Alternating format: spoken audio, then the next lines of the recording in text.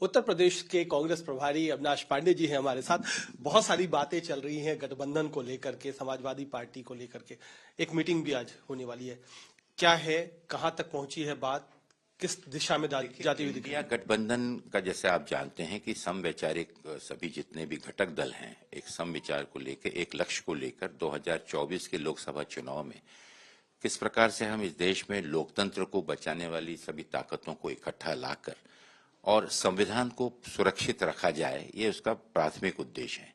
और इसके चलते हुए जितने भी सेक्युलर पार्टीज हैं, जितने भी एक विचारधारा से सोचते हैं, उनके मुद्दे अलग अलग होंगे, लेकिन एक कॉमन गोल जहां पर भारतीय जनता पार्टी के सामने एक उम्मीदवार को पेश कर और जिस प्रकार से बहुमत के आधार पर इस देश के लोकतंत्र के साथ और संविधान संस्थाओं के साथ में खिलवाड़ किया जा रहा है, उससे इस देश को बचाने के लिए।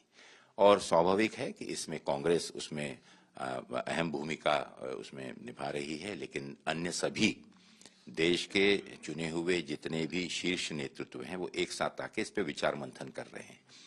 और इसके चलते हुए गठबंधन हर राज्यों की इकाइयों के साथ, जो कोऑर्डिनेशन कमेटी है हमारे कांग्रेस की, वो उनसे चर्चा कर रही है। स्थानिक नेताओं के आधार पर उनके भौगोलिक, राजनीतिक, वहां की सांस्कृतिक सभी विषयों पर विचार कर और किस प्रकार से वहां बेहतर उम्मीदवार उतार सकते हैं, और उसके आधार पर अन्य दलों के साथ में भी ये चर्चा हो रही है, जिसमें कोशिश है कि हम भारतीय जनता पार्टी के हर एक उम्मीदवार के सामने इंडिया गठबंधन का एक उम्मीदवार पेश करें। अच्छा, एक बात जो होती है कि उत्तर प्रदेश में समाजवादी पार्टी भी है और बहुजन समाज पार्टी भी है, तो उनको लेकर के उहापोह है। कई सारे लोग चाह रहे हैं कि बीएसपी के साथ, मायावती जी के साथ भी गठबंधन हो जाए।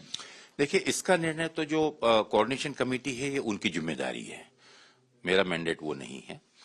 लेकिन स्वाभाविक है कि इंडिया गठबंधन के जितने भी नेतृत्व के में बैठे हुए लोग हैं, वो कोशिश कर रहे हैं कि देश के अंदर में जितनी भी सेक्युलर, जैसे मैंने बताया कि समवैचारिक पक्ष हैं, और माननीय राहुल गांधी जी का अगर आप देखें तो पिछले दिनों जो भारत जोड़ो यात्रा जो है, जो आज आंदोलन का रूप ले चुकी है, उसका उद्देश्य ही है कि आपसी नफरतें भूलकर, आपसी बैर, आपसी शिकायतें को दूर कर सब एक आए और एक से एक को जोड़ते जाएं।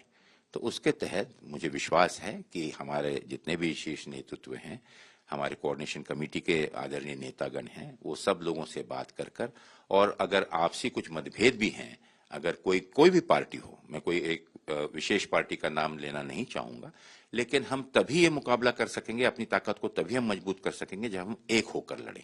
और उसके चलते हुए जो कोशिशें चालू हैं, मुझे विश्वास है कि उसमें सफलता मिलेगी और भारतीय जनता पार्टी के सामने इंडिया गठबंधन के उम्मीदवार मजबूती के साथ हम जिताएंगे। अच्छा, कई बार ये भी बात होती है कि कांग्रेस मजबूत पार्टी है, राष्ट्रीय पार्टी है, लेकिन समाजवादी पार्टी वहां लगभग 65 सीटों पर अपनी दावेदारी कर रही है।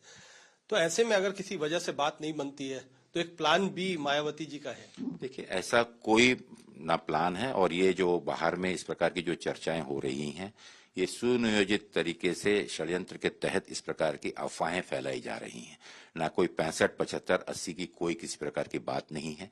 बातचीत अभी नहीं, सतत एक सकारात्मक चर्चा के रूप में चालू है, और उसके चलते हुए बहुत ही समझदारी और सूझबूझ के साथ एक लोकसभा कॉन्स्टिट्यूंसी को लेकर गठबंधन के जितने भी घटक दल हैं, वहां पर किसका प्रभाव होगा, किस प्रकार से सामूहिक रूप से हम एक उम्मीदवार पेश कर सके, इसका किसी कोशिश चालू है। किसी संख्या का किसी आधार पर अभी इस प्रकार की कोई चर्चा ही नहीं है। तो ये बाहर में मैं स्पष्ट रूप से कह दूं कि ये फैलाई गई अफवाहें हैं। जब इस पर निर्णय होगा तो इंडिया गठबंधन के जो भी सूत्रधार हैं या जो जिम्मेदार व्यक्ति लोग हैं, वो इसके बारे में जाहिर रूप से इसको डिक्लेयर करेंगे। कांग्रेस कितनी सीट पर लड़ना चाह रही है उत्तर प्रदेश में, क्योंकि सबसे बड़ा स्टेट है, 80 सीटें हैं। तो कांग्रेस ने 2009 का एक फॉर्मूला जो है वो सामने रखा है, क्या है आपकी इच्छा? फॉर्मूला आपको शायद जानकर होगी। फॉर्मूला जैसे मैं बताया, फॉर्मूला एक ही है। उत्तर प्रदेश में कांग्रेस की जड़ें काफी मजबूत हैं।